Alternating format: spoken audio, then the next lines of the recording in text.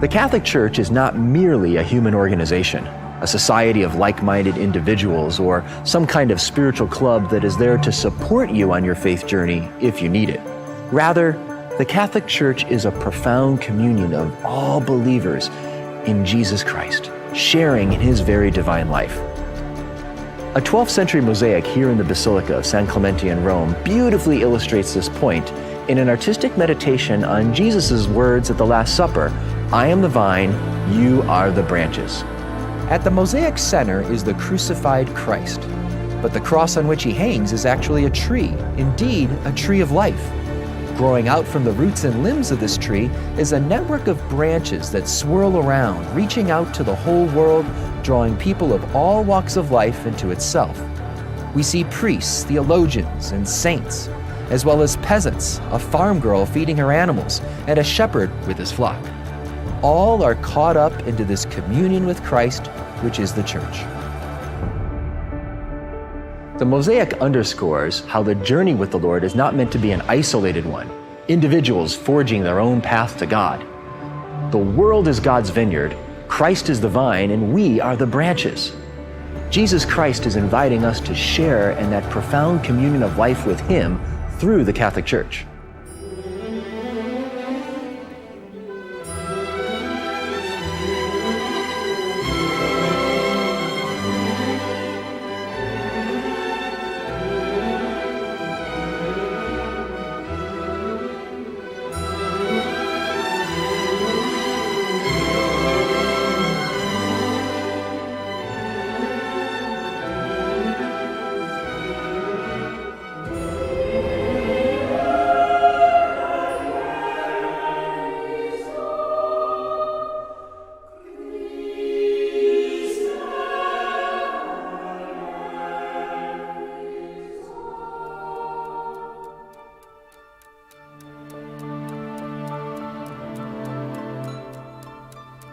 What was the Christian church like in the first century, in that generation right after Peter and Paul brought the gospel to the city of Rome?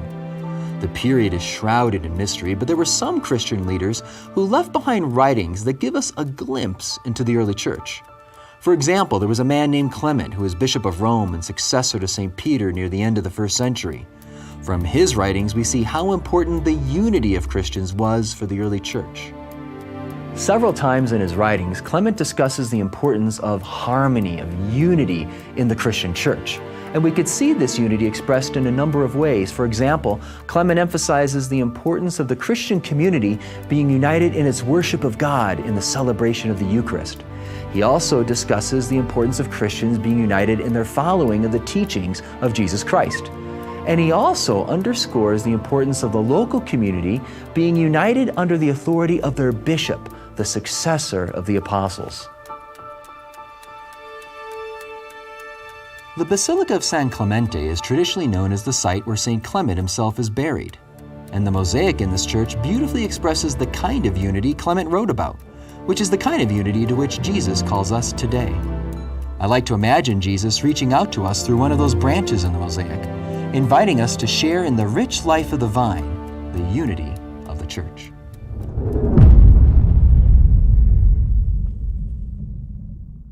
Patrick, it's interesting that studies have been showing that the overwhelming majority of Americans believe in a God, but they describe themselves as more spiritual. They say, I want to be spiritual. I don't want to necessarily be as tied to a church or institutional religion. We're seeing more and more people in our country saying that. Why do you think that's the case? Why do people want to be spiritual but not have a church? I think the fundamental reason, Ted, is like me, I don't like correction. I don't really like being challenged. The idea that there's a church outside of me that has teachings, that has a standard, well, that challenges the church of me. If I'm just spiritual but not religious, I have no bar against which I can gauge how I'm doing. If the whole goal in life is to be a good person, and I don't have to define what I mean by a good person, who defines that and why, then I just stay in my comfortable little cardigan with my cocktail and my crackling fire. I don't have to go outside of myself. I don't have to ask difficult questions about the moral choices that I make. I don't have to be challenged. I don't have to be transformed. I can just gaze at my navel or look at myself in the mirror, and I could cuddle myself because of my spirituality. It's without the substance, it's just the form, without the guts, the meat. But why do people then want to be spiritual? Why have spirituality at all? I would say it's not that they want to be, but they are. Man was built to worship. God made us for himself. And we're going to substitute the true God and worship of him with something else, usually a God of our own making. Maybe it's the God of lust. Maybe it's the God of popularity, the God of sports, or the God of comfortability. And so, willy-nilly, we're going to be worshiping something or someone. And sometimes it's a person. There's a lot of addiction to persons that goes on, almost an idolatry of a human being that can never really make you happy. And we instinctively know this. And I think the reason why people will still identify as spiritual, they might even say Christian, is that they know that there's something great in the tradition that brought them this far, but they don't really know the sources. They've never really read the book, so to speak. So they are kind of double-minded.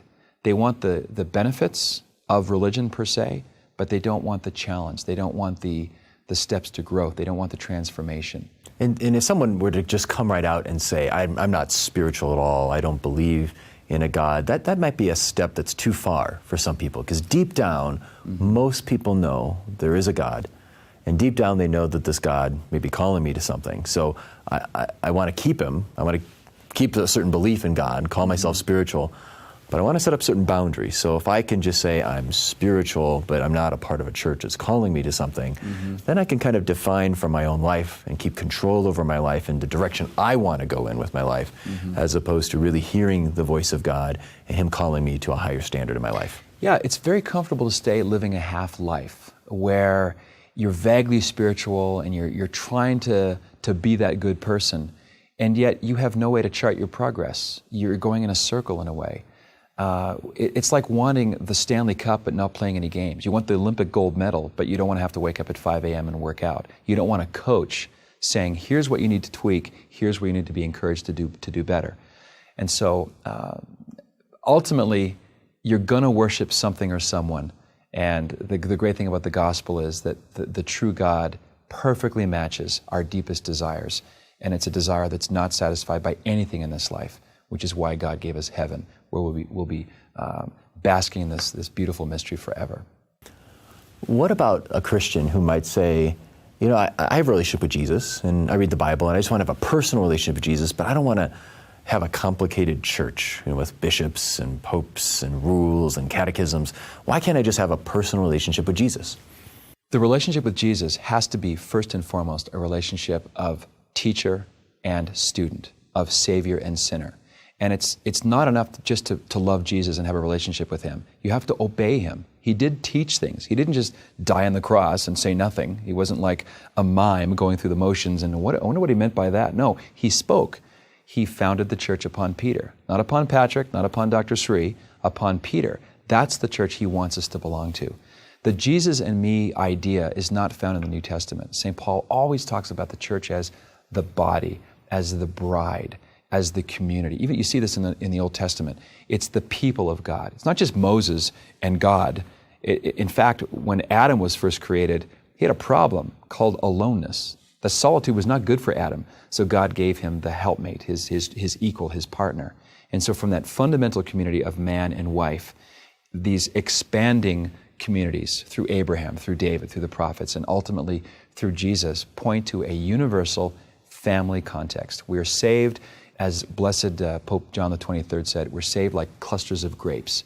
Not one little individual grape up on planet Zorkon, but no, in the context of the vine and the branches. It's in us. It's never just me and Jesus. That doesn't fit with the Bible. So Jesus wants a personal relationship with each of us, but that personal relationship is not just about the two individuals. It's about the whole family, everybody that's involved in the relationship with Christ. We're called to love Christ through our neighbor and through the other people that he places in our lives. Yes, he knows that we need each other in addition to needing him. That's why he gave us the church.